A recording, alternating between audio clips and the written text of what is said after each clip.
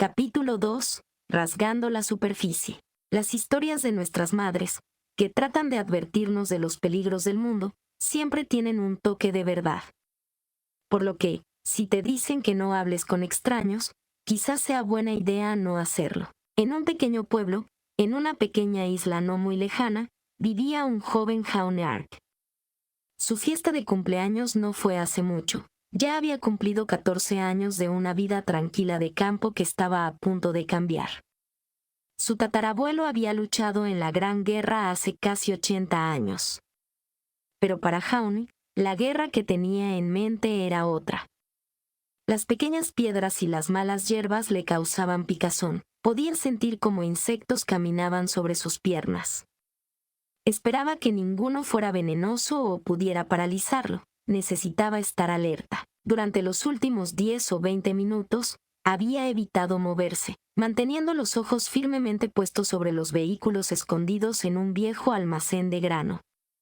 Se había asegurado de averiar los neumáticos. No irían a ningún lado mientras no lo encontraran, e incluso así, no se pueden reemplazar 4 neumáticos fácilmente. Solo debía esperar a que se cansaran de buscarlo y podría pedir ayuda. Volviendo a los consejos de mamá, si un extraño te ofrece dulces, no los aceptes. Y así es como varios niños y niñas del pueblo natal de Jaune estaban encerrados en los vehículos que antes había averiado usando un afilado clavo. En un pueblo pequeño y tranquilo, donde los niños juegan sin supervisión, es el lugar perfecto para hacer una jugada así. Pero él los había visto. Quería correr a la policía, pero también temía que se llevaran a los niños mientras él no veía, y por su apellido, se aseguraría de que no salieran de allí. Tan silencioso como pudo, se deslizó en el viejo almacén y, mientras vigilaba, vaciaba el aire de los neumáticos hasta que los rines tocaron el suelo. Era listo y sabía que, si trataba de enfrentarlos, no tardaría en ser asesinado. No tenía manera de liberar a los niños. Su mejor apuesta era retenerlos hasta que alguien más notara su desaparición o hasta poder pedir ayuda. Pudo contar 3 de ellos y no vio armas notables. Sabía de eso. Su padre conservaba algunas usadas por sus antepasados, y nada de lo que usaban parecía ser una amenaza. Un arma similar a un revólver y un par de espadas. Eso era todo. Tenía un plan. Con el dedo listo para marcar usando su scroll, solo necesitaba algo más de distancia para hablar sin ser escuchado. El primer paso, después de ponerse de pie, disparó su adrenalina. La madera vieja y suelta crujió. El ruido fue tenue, pero no sabía si podían escucharlo. Trató de dar otro paso y obtuvo el mismo resultado. Al tercer paso se rindió y decidió correr. Solo llamaría a su padre, y con suerte, sería más rápido que sus perseguidores. El clic del otro lado del scroll fue más rápido. El almacén abandonado. Tienen niños. Fueron las palabras que pudo pronunciar antes de ver que una hoja afilada se dirigía hacia él. La rústica espada rasgó su ceja derecha y, en su camino, una línea de sangre brotó. Solo fueron unos segundos, pero para Jaune se sintió como un desfile. Sujetando el clavo con el que antes había perforado los neumáticos y empuñándolo como una daga, lo clavó en la muñeca de su atacante, justo donde sostenía la espada. Agarró la espada del agresor, que ahora solo podía escuchar sus gritos, y corrió hacia el conjunto de árboles cuyas hojas ya estaban por caer. No era un bosque, más bien un pequeño conjunto de viejos árboles, lo suficientemente altos para hacer de escondite improvisado. Calmando su respiración y sosteniendo la espada que acababa de robar, con la adrenalina ocupando el lugar del miedo, notó que la llamada había terminado en algún punto de la carrera, y ahora tenía otro propósito para el artefacto. Jaune no era un peleador, fue un juguete, una niñera y hasta un guardián de algunas de sus hermanas, en ese orden, si recuerda bien. Pero ahora sentía que el valor de viejos héroes corría por sus venas. La sangre que salía de su ceja ya había encontrado su camino por un costado de su ojo, y el rojo que producía no lo asustaba. Tenía que detener a esos sujetos y evitar que se llevaran a los niños. El sonido de un cuarto paso que se acercaba lentamente le alertaba que quizás eran los otros 2 tipos. Seguramente el que hirió regresaría a buscar la forma de sacar el clavo o alguna manera de parar el sangrado. Había visto películas en las que separar al enemigo funcionaba. Haría eso. Usando su scroll, en la primera rama que pudo, reprodujo el sonido de llamada usando la alarma del dispositivo, con unos segundos para tomar ventaja y hacer ruido del otro lado. En cuanto la música sonó, Jaune se escondió en un árbol opuesto al escándalo. La distracción funcionó. Los tipos parecían dudar sobre a cuál ir a ver primero, pero por miedo a que escapara, se separaron. Entonces solo fue cuestión de golpear con la parte afilada el tobillo de uno de ellos. Con un ruido y un grito, Jaune había desarmado a otro y corría entre los árboles. Aún quedaban dos más, el que había perforado con el clavo y el que lo había seguido al bosque. No era un peleador, pero sabía que atravesar una pierna incapacitaría a cualquiera. El tercero corría apresuradamente por el bosque, pero Jaune volvió al almacén. El primero estaría distraído y adolorido, sería presa fácil. Había alcohol, ya se había extraído el clavo y, mientras vendaba su mano, no lo vio venir cuando la espada que Jaune había robado encontró su estómago. Hubiera sido fácil atacar más arriba, pero dudaba que pudiera atravesar costillas. Además, no sabía usar una espada. Un golpe a traición fue lo más seguro, y ahora solo quedaba uno. Se escondió detrás de la pared que daba a la entrada, así podía ver al tercer tipo llegar. Los gritos del primero le servirían como carnada. Nunca había esgrimido una espada, pero no tenía mucha ciencia. Tomando la empuñadura con ambas manos, en una caída vertical de la hoja, el acero encontró el brazo del tercero. El arma que llevaba cayó junto con una gran cantidad de sangre. No cortó muy profundo, pero sí hizo mucho daño.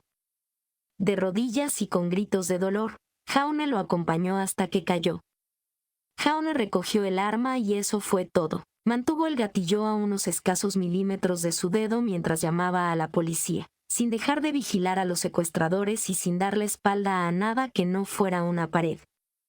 No pasó nada más esa noche. Los oficiales llegaron, luego las ambulancias, y las luces rojas y azules inundaron el lugar. Los niños estaban libres, los había rescatado. La noticia se hizo eco en una pequeña cadena local.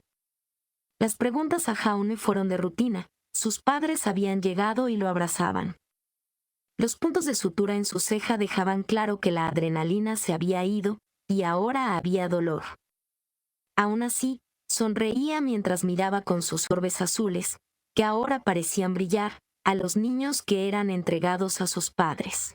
Tras la hazaña del adolescente Jaune Ark, las invitaciones a escuelas de combate fueron recurrentes durante un par de días, muchas de ellas locales, pero otras más prestigiosas, lo que ponía nerviosos a sus padres. Y con justa razón, trataron de convencer a Jaune de que ese es el camino a una vida corta. No había habido un cazador en la familia Ark en los años posteriores a la guerra, y además, el joven Ark ya estaba rezagado con el entrenamiento.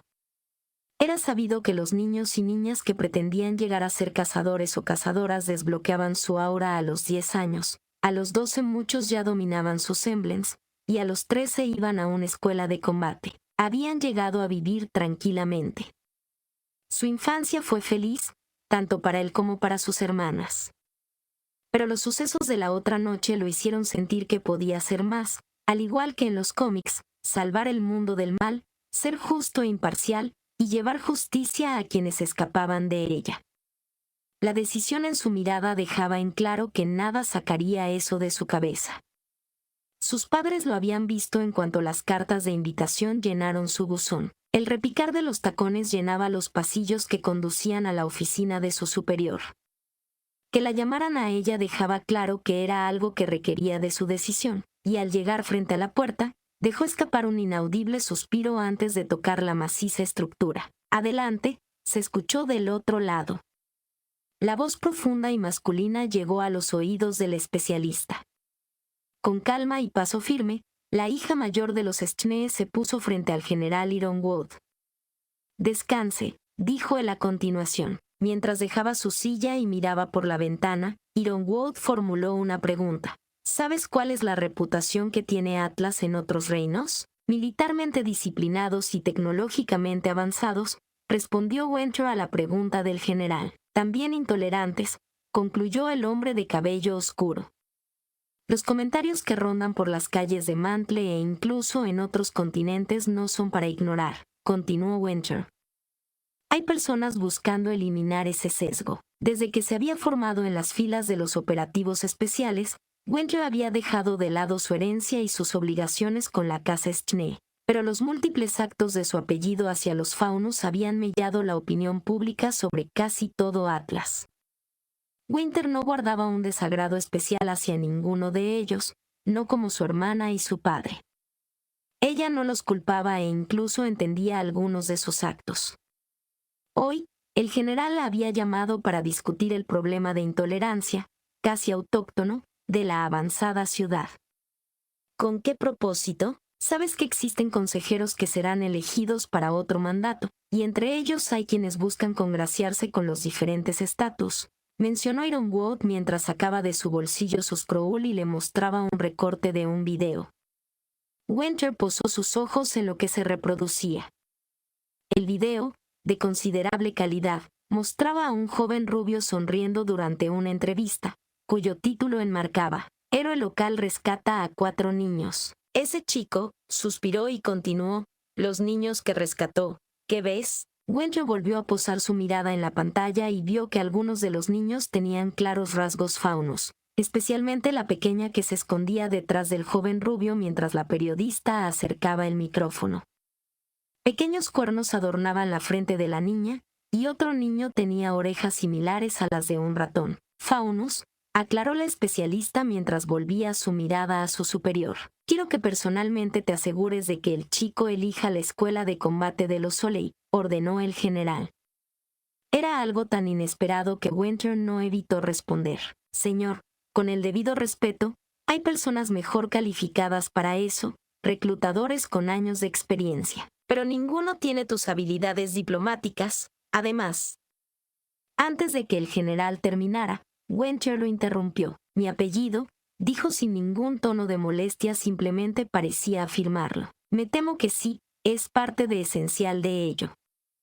El consejo quiere que acojas y entrenes al joven héroe para aprovechar la aceptación de la comunidad Faunus, o por lo menos esa es la intención. Piensan usar al chico de esa forma. No creo que un simple niño pueda hacer la diferencia en la percepción del resto del mundo, cuestionó Winter al general. No está en nuestras tomar esa decisión, afirmó el hombre de la milicia de manera calmada mientras cerraba el informe de investigación del joven.